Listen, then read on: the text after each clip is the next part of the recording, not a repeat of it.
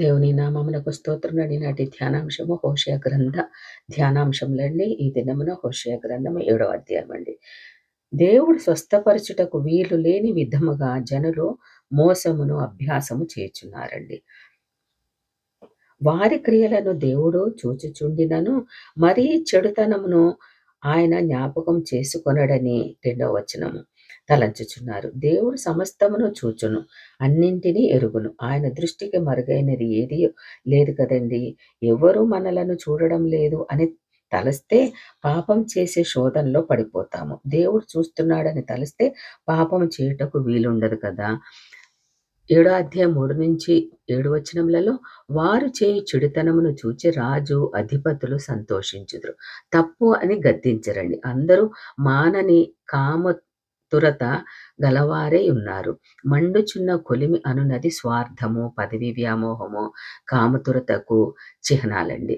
నాయకుల హృదయములలో ఇట్టి అపవిత్రతను మండుచున్నవండి. ఆనాటి దినములలో హోషేయ కాలంలో 3 ఇశ్రాయేలీయుల రాజులు హత్యగావించబడ్డారు.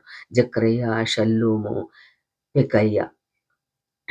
రాజుల 2వ గ్రంథం 15వ అధ్యాయం 8-26 వచనములండి. వారు దేవుని వాక్యమును ఆరాధనను విస్మరించి అన్యులతో సంబంధములు పెట్టుకొని దుర్గతిని కొని తెచ్చుకున్నారు. కాబట్టి 7వ అధ్యాయము 8-16 వచనములలో ఎఫ్రాయిము అన్యులతో కలిసిపోవుటను, ఐగుప్తీయులను, అష్షూరీయులను ఆశ్రయించుటను ప్రవక్త ఖండించుచున్నాడండి.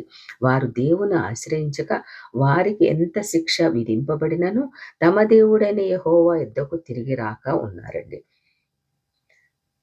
ఇశ్రాయేలీయులు అన్యులతో 1000 మంది అనగా వివాహములు వారి పిల్లలను వీరి పిల్లలను వివాహమును అందిపుచ్చుకొని వారి ఆచారములకు అలవాటు పడ్డారండి. వారు ఎక్కువ సమయము అన్యుల మధ్య ఉండడం వలన వారి దుష్ట ఆచారములకు బానిసలైపోయారు. ఇశ్రాయేలీయులు గర్వాంధులై దేవుని యొద్దకు తిరిగి రాకున్నారండి. వారి గర్వము వారిని దేవుని పైన ఆధారపడకుండా చేసిందండి. గర్వము పాపములను మరింత అధికం చేస్తుందండి. ఇశ్రాయేలీయుల రాజు మనహేము అష్షూరు వారికి ధనము ఇచ్చి తనను బలపరచమని కోరాడండి. రాజుల 2వ గ్రంథం 15వ అధ్యాయం 19 వచనములలో హోషేయ అను రాజు అష్షూరుకు వ్యతిరేకముగా తిరిగి ఐగుప్తును ఆశ్రయించాడండి. రాజుల 2వ గ్రంథం 17వ అధ్యాయం 4వ వచనం. ఈ విధంగా ఇశ్రాయేలు రాజులు అన్యులతో పొత్తులు పెట్టుకొని తమను కాపాడుకొనవలెనని భ్రమపడ్డారండి. దేవుని పైన ఆధారపడకుండా మోసపోయారు.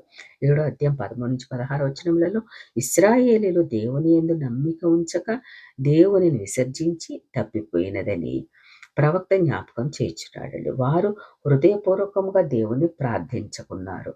దేవునిపైనే ఆలోచనలను చేయుచున్నారండి. దేవునిపైనే దురాలోచనలు చేయుచున్నారు. వారు అక్కరకు రాని విల్లు వలె ఉన్నారని 7వ అధ్యాయం 16వ వచనం తెలియజేస్తున్నాడు. ఉపయోగపడని విల్లుతో యుద్ధమునకు వెళ్ళిన వ్యక్తితో ప్రమాదంలో పడతాడు కదా. దేవుని కలిగి లేని ఇశ్రాయేలీయుల జీవితములు నమ్మశక్యము కానివి. వారి ఆలోచనలలో మోసము, స్వార్థము, దురాశ, కామకత్వమును ఆధారం చేసుకొనినవండి.